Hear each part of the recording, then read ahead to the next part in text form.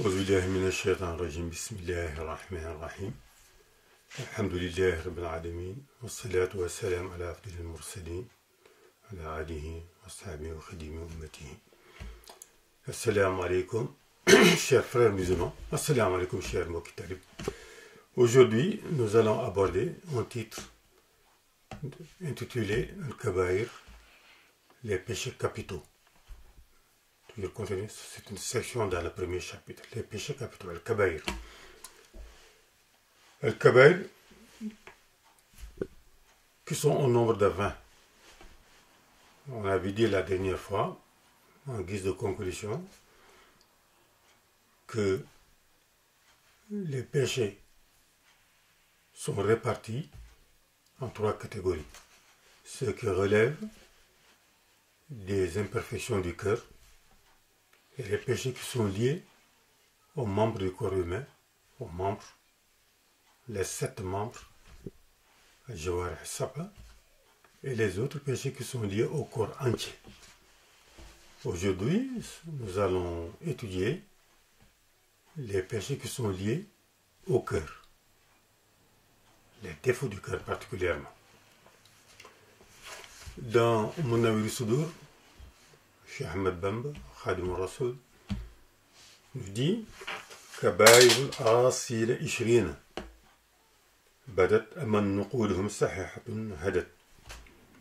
Il dit que les péchés capitaux, qu'on appelle les grands péchés par rapport aux péchés mineurs, sont au nombre de 20. Aman Nuqudhum Sahihatun Hadat. Selon les textes à partir du Coran, vous savez que l'islam c'est une religion qui ne se base pas sur la réflexion personnelle, mais plutôt sur le Coran, sur les hadiths du prophète alayhi salatu wa salam, et sur le consensus des ulama. Le Coran, le hadith, l'ijma'. Alors il dit que le cheikh nous apprend ici que ces 20 péchés capitaux ont été énumérés donc par les ulama de l'islam à partir de ces 3 sources, le Coran, le hadith et le consensus des ulama. Et parmi ces péchés, il y a des péchés graves que l'on peut commettre mais qui sont liés à l'état du cœur. Ces péchés donc sont liés au cœur de l'individu, al-qalb.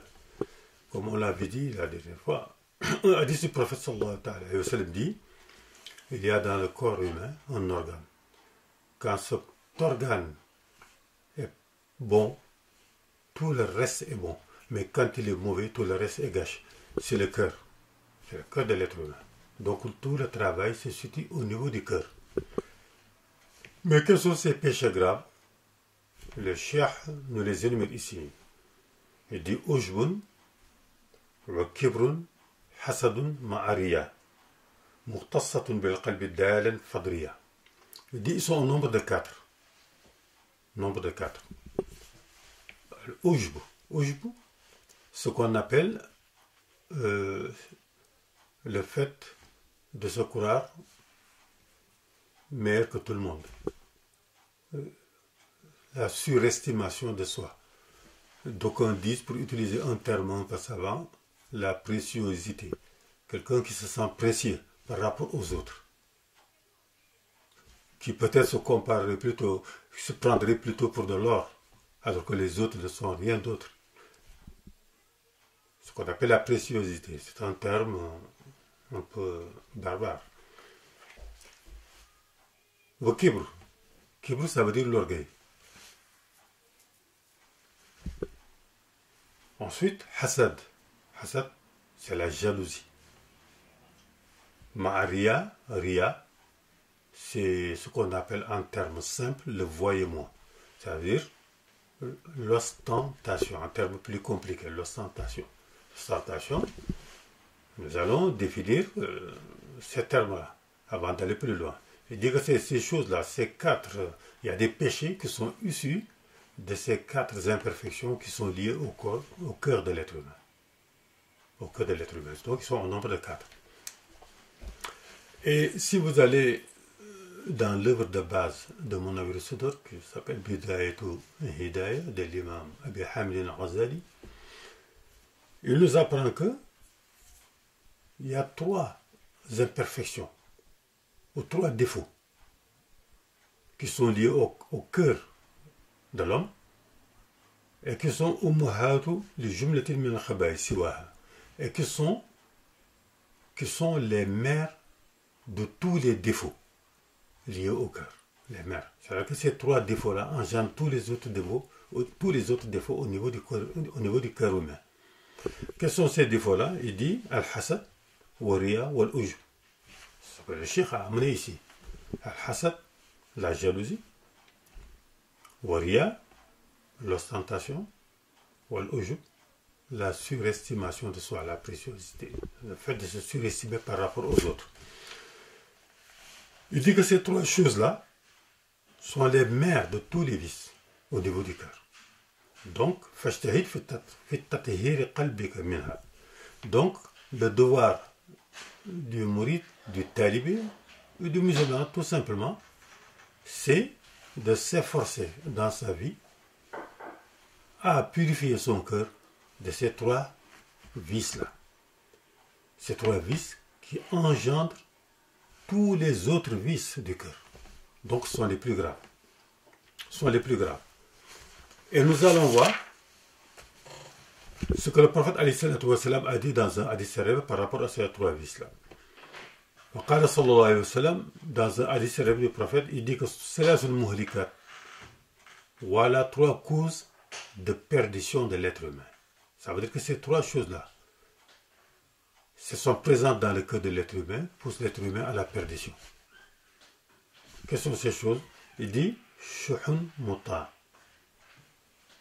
Hawan muttaba, I'jab al-mar'i bi nafsihi. Donc on retrouve al-ujub, I'jab al-nafsihi, I'jab al-mar'i bi nafsihi.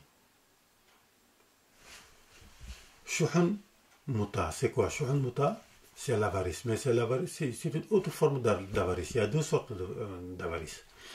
Il y a l'avarice qui porte sur les biens que l'on a. Quelqu'un qui a des biens, qui est riche, mais qui est avare. Contre soi-même d'abord et contre les autres. Il ne profite même pas de ses propres biens. Et personne d'autre que lui n'en profite. C'est ça qu'on appelle un avare. Il garde ses biens jalousement jusqu'à la mort. Il ne les donne à personne. Il ne fait pas de sadaqa, il n'aide pas les gens. Il se prive lui-même. Il prive tous les autres. Ce qu'on appelle al-bukhl. Celui qui est victime de cette imperfection s'appelle al-bakhil, qu'on appelle l'avare. Shuhun muta, c'est une autre forme d'avarice. C'est une avarice beaucoup plus grave. C'est quoi shuhun muta? C'est une avarice, je dirais, spirituelle. C'est-à-dire quelqu'un qui ne veut même pas que les gens bénéficient des bienfaits d'Allah subhanahu wa ta'ala. Si ça ne tenait que de lui, les portes du ciel seraient fermées, les trésors d'Allah seraient fermés, personne n'y accéderait. Personne. C'est ça qu'on appelle shuhun muta. Et ça, donc, c'est une forme d'avarice extrêmement grave. Même les bienfaits qu'Allah donne à ses créatures, il n'en est jamais, il n'en veut pas. Personne ne devrait bénéficier des bienfaits d'Allah. Waliyazu billah. Wa hawa muttaba. Hawa, ça veut dire que le plaisir personnel, c'est-à-dire celui qui suit ses plaisirs personnels. Celui qui ne met aucun frais à suivre ses propres plaisirs. Celui-là aussi, il va à sa perte. Wa ijabul mar'i bi nafsihi, et quelqu'un qui se surestime, qui se croit meilleur que tout le monde, que ses actions sont les meilleures actions. Tout ce qu'il fait, c'est bien. Tout ce qu'il fait, c'est bien. C'est meilleur que l'action de qui que ce soit. C'est par exemple quelqu'un qui se dit que, par exemple, je suis le meilleur adorateur de Dieu. Je suis le meilleur musulman. Mes actions sont les meilleures. Quand il fait la sadaqa, il croit que sa sadaqa est le meilleur sadaqa. Quand il prie, il croit que sa prière est la meilleure des prières. Et ainsi de suite. Et ainsi de suite, il se croit au-dessus de tout le monde. Alors qu'il ne sait même pas si l'acte qu'il a fait est accepté par Dieu ou non. Il ne le sait même pas. Il se peut que ça, comment dire, ces actes n'ont aucune valeur auprès d'Allah, mais il ne le sait pas. Il croit que ces actes ont de la valeur. il accorde à sa personne, à ses actes, une valeur supérieure à celle des autres. C'est ça qu'on appelle l'ujub. Il dit que ces trois choses-là constituent ce qu'on appelle ummahatul khaba'is al-qalb, sont les mères des vices du cœur. Donc il faut essayer dans sa vie, toute sa vie, de se débarrasser de ça, de purifier de son cœur de ces vices-là. Or, il nous dit que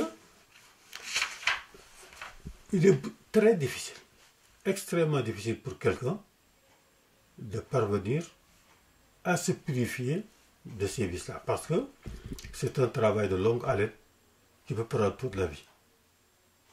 Mais il dit que si tu n'es pas capable, l'imam Ghazali, dans Bidayat Hidayah, il dit que si tu n'es pas capable de te purifier de ces trois choses-là, al-hasad, la jalousie, wa-riya, l'ostentation, wal-ujb, et la surestimation de soi, si tu ne parviens pas à te purifier de ça, tu ne parviendras pas à te purifier des autres vices du cœur. Pas du tout, pas plus. C'est impossible. Or, pour cela, il est extrêmement difficile de le faire tout seul. Parce que, comme je l'ai dit, c'est un travail de longue haleine, un travail ardu. Donc, c'est comme quelqu'un qui est malade. Il va avoir un médecin pour se faire soigner. Le médecin diagnostique, c'est de trouver son mal et lui donner les remèdes qu'il faut. Mais il ne peut pas se soigner soi-même. Il faut aller voir un médecin. C'est pareil. Pour ces maladies du cœur-là, c'est des maux graves dont il faut se guérir. Et pour se guérir, il faut un médecin de l'âme. Un médecin de l'âme. Un médecin de l'âme, un médecin de l'âme, comme Serigne Touba. C'est-à-dire que quelqu'un qui a accédé au rang de cheikh ou tarbiya et cheikh ou tarbiya, et qui a la possibilité d'éduquer l'âme. Et ça, c'est une prérogative que Allah subhanahu wa ta'ala avait donné au prophète et qu'il a accordé à Serigne Touba. C'est pourquoi il dit à celui Dieu, le secret entre nos mains. Et ça, c'est pas quelque chose de facile. Donc il dit que al-ujb. Donc c'est ça. Al-hasad. Wal-kibr. Al-kibr, c'est l'orgueil. L'orgueil. C'est quoi l'orgueil? C'est le fait de se croire supérieur à tout le monde. Dès que tu vois quelqu'un, tu te crois supérieur à lui. Tout le monde est au-dessous de toi. Tu es au-dessus de toi. C'est ça l'orgueil. L'orgueil. C'est le péché. On a dit que l'orgueil, al-kibr, c'est le premier péché céleste. Le premier péché céleste, le péché du ciel, qui a été commis par qui? Par Iblis, vis-à-vis de qui? D'Adam. Par Iblis, quand Allah subhanahu wa ta'ala lui a dit de se prosterner. Il a demandé, il a ordonné aux anges de se prosterner devant Adam. Tous les anges se sont prosternés, sauf Iblis. Il lui a demandé pourquoi. Il lui a dit que parce que je suis meilleur que lui.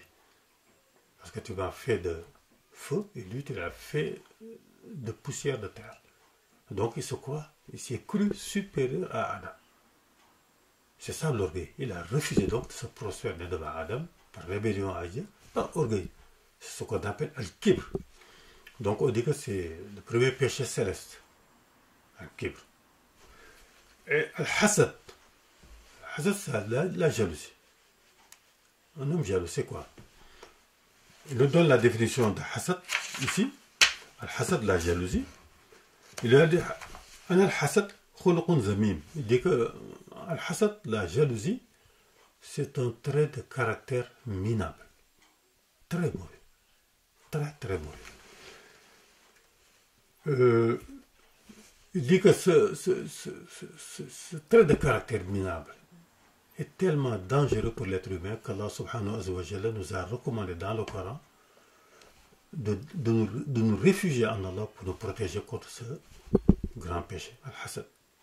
Quand il dit dans Surat al-Falaq, wa min sharri hasidin iza hasad, réfugiez-vous en Dieu pour vous protéger du mal, de la jalousie, du jaloux. Donc les hommes sont divisés en deux catégories.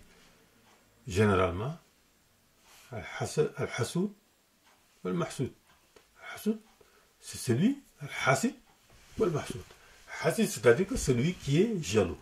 Al-mahsoud, c'est celui qui est victime de la jalousie. Pour être victime de la jalousie, c'est-à-dire quelqu'un qui a reçu des grâces d'Allah ou des bienfaits d'Allah, ou qui est riche tout simplement, Et les autres sont jaloux vis-à-vis de lui. Donc la richesse ou les bienfaits que Dieu accorde à quelqu'un déclenche automatiquement la jalousie de certains. Alors, sallallahu alayhi wa sallam nous disait, pour nous prémunir de la jalousie, il faut se souhaiter le salam, la paix.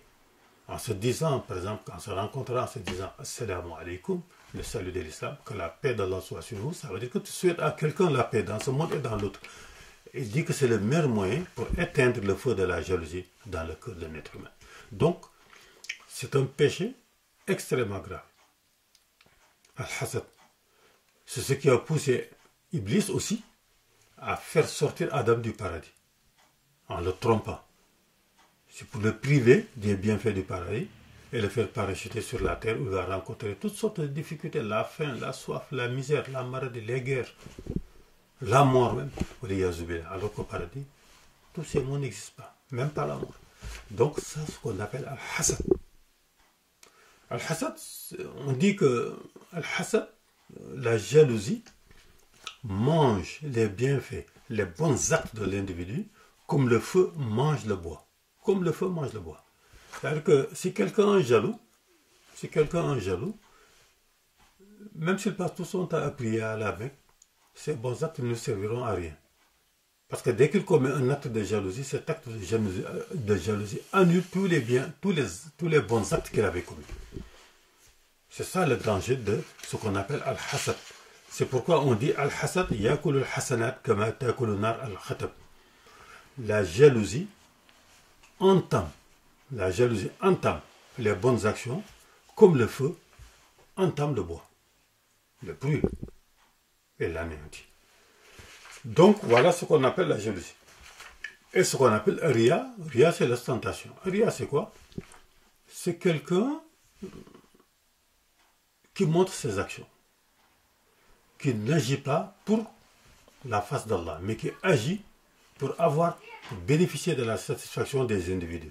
C'est-à-dire que tout ce qu'il fait, c'est non pas pour avoir la satisfaction d'Allah, mais c'est pour avoir la satisfaction des créatures, pour que les gens disent que ah, c'est un homme pieux, ah, c'est un homme qui donne, ah, c'est un homme qui fait la sadaqa, ah, c'est un homme qui a été à la Mecque, c'est un hajj. C'est ce qu'on appelle Riya, l'ostentation. On dit que on l'appelle Ashirkul Sarir, le petit shirk, le shirk khafi, le shirk khafi, caché en individu.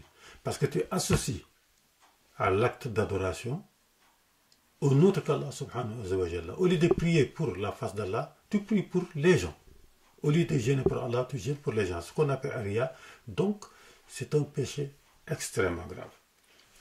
Et on a donc Al-Uj, Wal-Kibr, Wal-Hasad, Wal-Riya. Il dit que ces 4 péchés-là sont liés au cœur. Donc, Fashtahid, tu dois t'efforcer durant toute ta vie à te débarrasser de ces péchés. Et le meilleur moyen de se débarrasser de ces péchés, c'est de prendre conscience de ces péchés, de ces défauts, qu'on a ces défauts en soi, et ensuite de trouver le moyen d'y remédier. Et le moyen d'y remédier, le meilleur moyen, c'est de trouver le bon médecin de l'âme et ce qu'on appelle le Cheikh al-Tabi. Assalamu alaikum wa rahmatullahi wa barakatuh.